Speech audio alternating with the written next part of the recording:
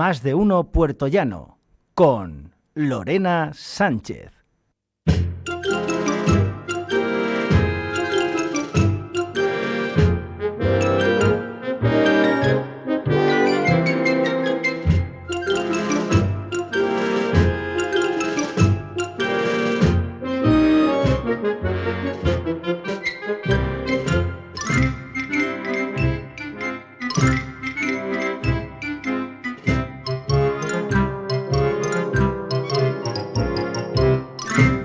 Bueno, pues ya para terminar esta mañana de viernes, como siempre, tenemos con nosotros a nuestro doctor Camilo, que, bueno, ¿qué nos trae para el día de hoy?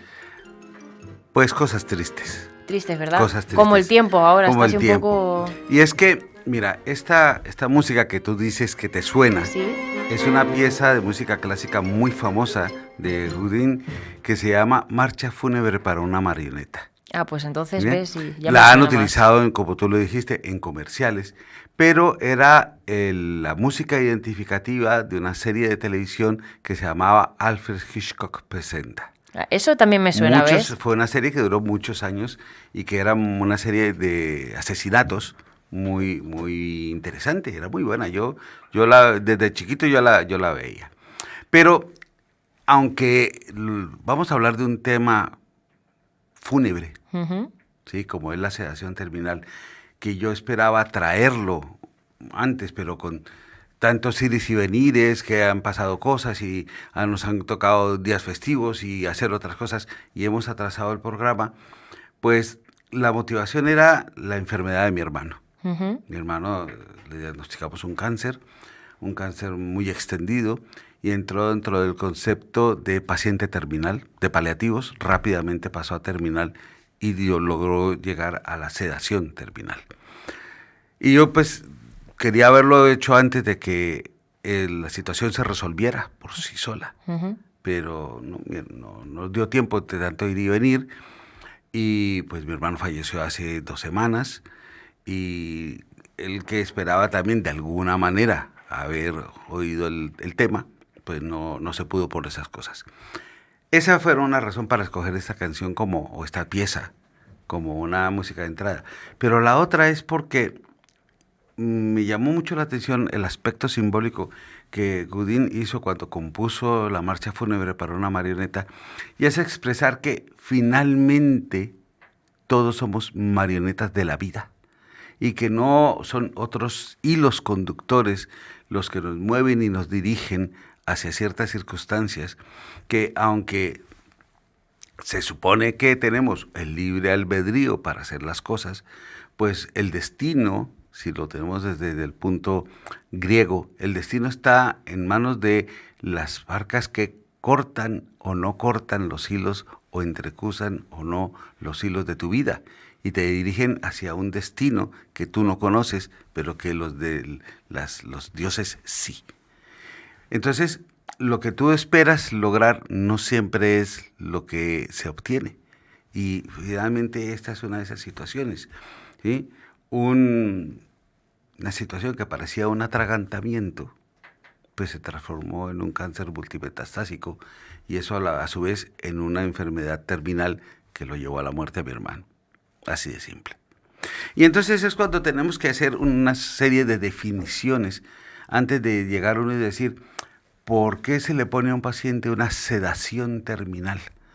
¿Sí? Y es porque primero tenemos que definir que es un paciente que por A o B ya está en un sistema de cuidados paliativos, pero que tiene que cumplir un primer requisito, que es tener una enfermedad terminal, uh-huh, y un segundo requisito, que sea un paciente terminal. Entonces, ¿un paciente terminal qué es? ¿Sí? Porque hay varias definiciones, pero en el fondo, si lo ves, son más o menos el mismo concepto. Es un paciente que tiene una enfermedad que no se puede curar, que no se puede tratar, pero que en un tiempo relativamente breve va a conducir a la muerte. ¿Sí? Ahora, son enfermedades irreversibles y que tienen una supervivencia limitada. ¿Cuánto es una supervivencia limitada? Ni se sabe, peladita. No hay una forma real de poder definir cuánto es ese tiempo. de una manera arbitraria se ha escogido 6 meses. Pero 6 meses porque esto de los límites de los 6 meses se lo inventaron los de Medicare en Estados Unidos por un efecto administrativo. Ellos son un seguro médico.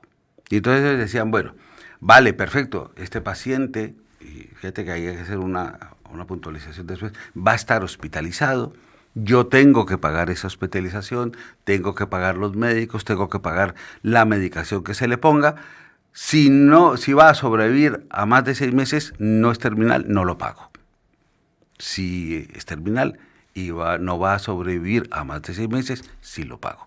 Es simplemente una cuestión puramente administrativa, es una cuestión arbitraria, ¿sí?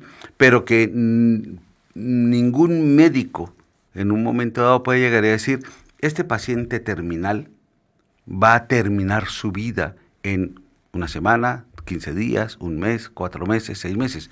Siempre pasará la circunstancia de, te das cuenta, me dijiste 6 meses y se murió en 3. Me dijiste 6 meses y mira que lleva 9 y ahí sigue. Sí. Porque hay muchas variables que van a influir en que un paciente aguante más o aguante menos, ¿sí? Es decir, la propia energía intrínseca que tiene un paciente para poder sobrevivir, también el aspecto emocional, el deseo de la vida, ¿sí? O las circunstancias que precedieron. Tú te das cuenta, de pronto una persona que haya sido atlética, deportiva, que tenga una buena carga orgánica, pues probablemente pueda sobrevivir más tiempo del que uno puede llegar a estimar. O la velocidad con que avanza la enfermedad es una cosa que de pronto dices, bueno, sí, digamos que para un linfoma agudo, pues la velocidad normal de avance de la enfermedad es para que en unos 4 meses. Pero resulta que tienes una enfermedad de esas agudas que te come vivo en minutos, ¿sí? Y en lugar de ser esos 4 meses estimados, fueron 20 días. Que tú lo habrás oído 1000 veces, ¿sí?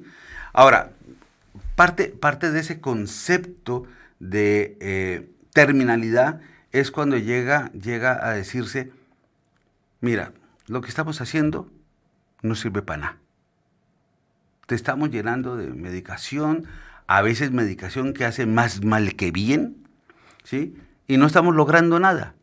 No se frena esto, no controlamos los síntomas, no hacemos que se detenga o se lentifique, porque muchas veces ni siquiera es buscar una curación, sino una progresión lenta, ¿sí? No estamos haciendo nada con esta medicación, pues lo mejor es suspenderla. Y entonces eso también entra de un concepto que es entrar ya en la terminalidad, porque el tratamiento que tenía una finalidad curativa no está cumpliendo con eso, ni hay posibilidad de que lo cumpla. Y que muchas veces algunos tratamientos dentro del tratamiento original se mantienen, simplemente es por el objetivo de poder controlar o paliar los síntomas físicos que produce esa enfermedad. Ya después entrará la parte del tratamiento, ¿sí? Para paliar la terminalidad, pero eso es una cosa aparte. Ahora, también hay que diferenciar aquí que una cosa es tener una gravedad en una enfermedad, que no es lo mismo que tener una terminalidad en esa enfermedad. Tú puedes tener una enfermedad grave, ¿sí? Pero no ser terminal, ¿sí? Entonces, sí que de alguna manera la diferenciación es simple. La enfermedad grave es una amenaza potencial a la vida del paciente. Por ejemplo, eres un paciente que tiene un EPOC, que tienes muchas dificultades para respirar, que necesitas tener un oxígeno a permanencia, que tienes siempre una espada de Damocles sobre tu cabeza que se llama infección respiratoria y que puede matar una infección respiratoria, o que puedes tener agudizaciones de la enfermedad que en un momento dado pueden hacer que acabes hospitalizado y ponga en riesgo tu vida. Pero potencialmente, no es realmente.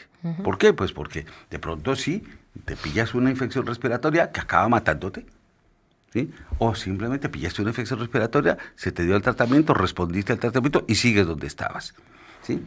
Ahora, sí que es cierto que todo paciente terminal es un paciente grave, pero no es lo mismo ser un grave que sea terminal que un terminal que sea grave.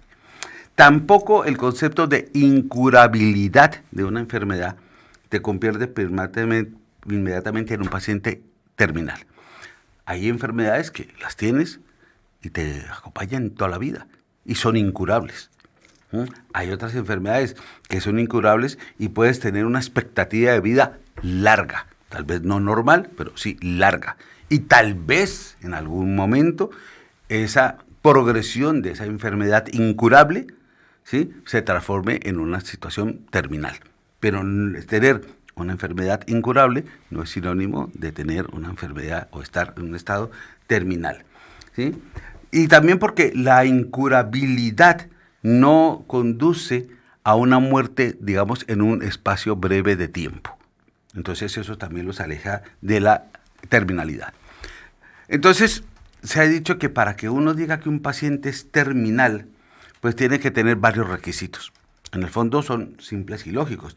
Pues la primera es que tengas una enfermedad, una condición patológica grave, ¿sí?, que no tiene reversa. La segunda, que sea una enfermedad progresiva, irreversible, incurable, pero que su pronóstico fatal es un plazo relativamente breve. Y ya hemos definido más o menos qué es la concepción administrativa de breve, Sí. de breve, no es una concepción médica, ¿sí? Y que en el momento en que se hace esa determinación, no exista un tratamiento conocido que A, la cure, B, la detenga o C, la lentifique.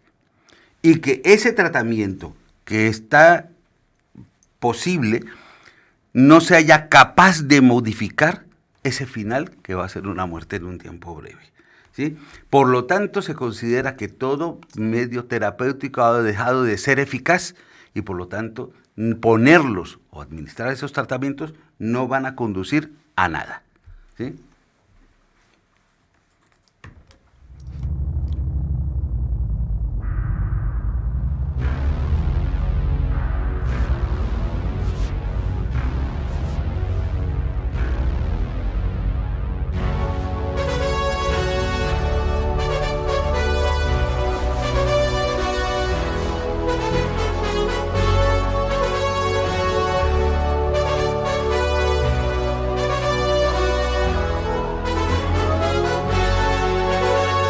Vale.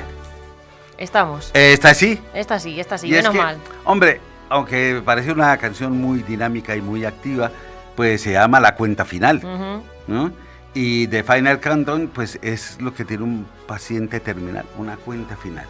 Pero, a ver, en la relación con el paciente terminal hay unas cosas que hay que mencionar simplemente. Es decir, mira, una cosa que es importante en estas circunstancias es que haya una comunicación fluida, médico y paciente. De eso es absolutamente fundamental.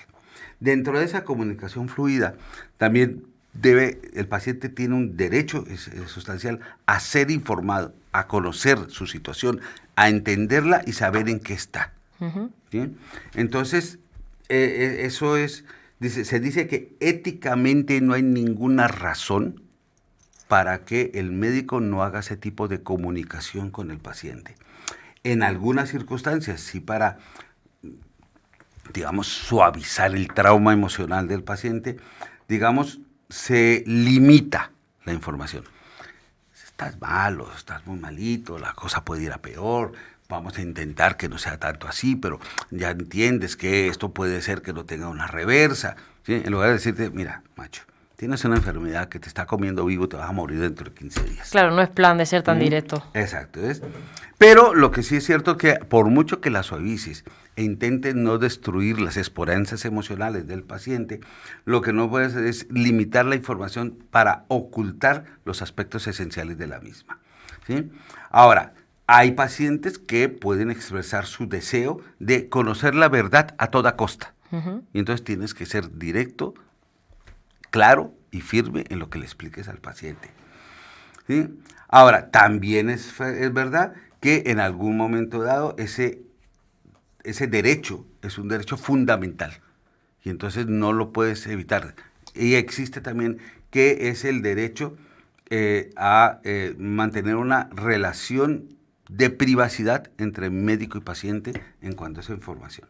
También es importante contar con la familia, hablarlo con ellos, contarles qué es lo que está pasando, porque se necesita que la participación de la familia, tanto en los cuidados del paciente como en el cuidado emocional, sea importante, ¿sí? Ahora, puede pasar dos situaciones que son relativamente habituales. Una, que es la menos habitual, es que un paciente que está lúcido, correcto, psíquicamente estable, diga, no quiero que le diga nada a nadie. Ujú. Así de simple. ¿Sí? O puede pasar la inversa, que la familia te diga a ti, no le digas nada a él, porque de pronto no lo va a aguantar. Pero esos son situaciones que la mayoría de las veces son una actitud muy sobreprotectora de la familia, pensando que el paciente es frágil, tonto, ¿sí? O incapaz de manejar sus emociones. Pero es que la mayoría de estos pacientes, aunque tú no les digas nada, Ya lo saben. ya lo entienden, se dan cuenta que se están muriendo. Sí. Y entonces es cuando se acercan a ti y te dicen, doctor, dígame la verdad.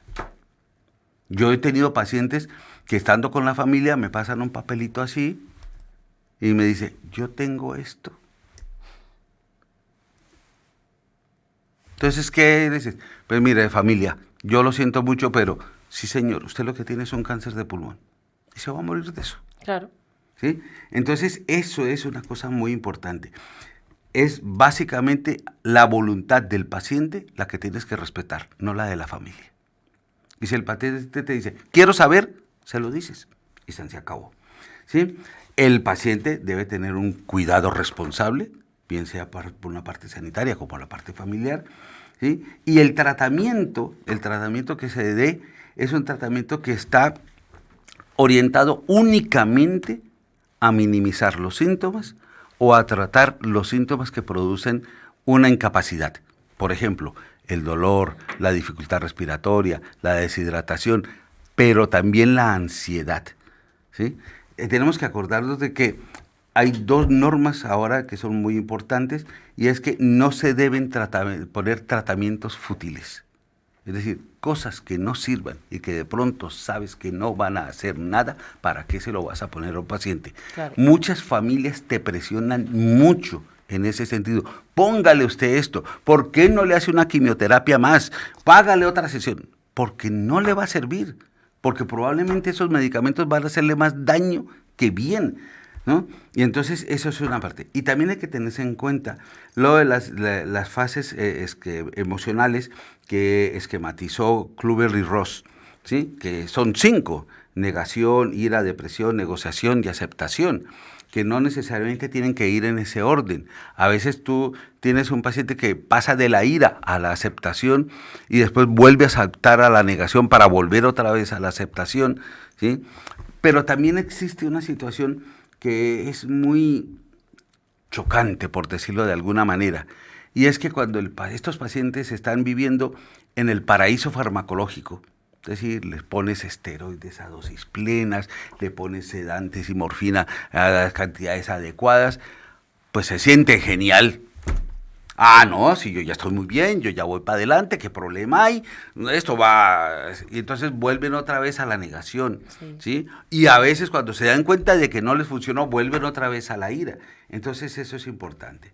Sí que hay una serie de derechos que están ya elaborados para el paciente terminal y simplemente los voy a leer, ¿sí? Tienen derecho a recibir una atención sanitaria, tienen derecho a ser tratados con la mayor dignidad posible, tienen derecho a tener un alivio de su sufrimiento, tienen derecho a ser atendidos por personas cualificadas, que no siempre se da, tienen derecho a recibir ayuda de la familia, tienen derecho a tener una información detallada, tienen derecho a participar en la toma de decisiones, tienen derecho a rechazar un tratamiento, cosa que a veces a uno le parece incongruente, pero si te lo voy a poner para que te pueda mejorar, no lo quiero, no me hagas nada.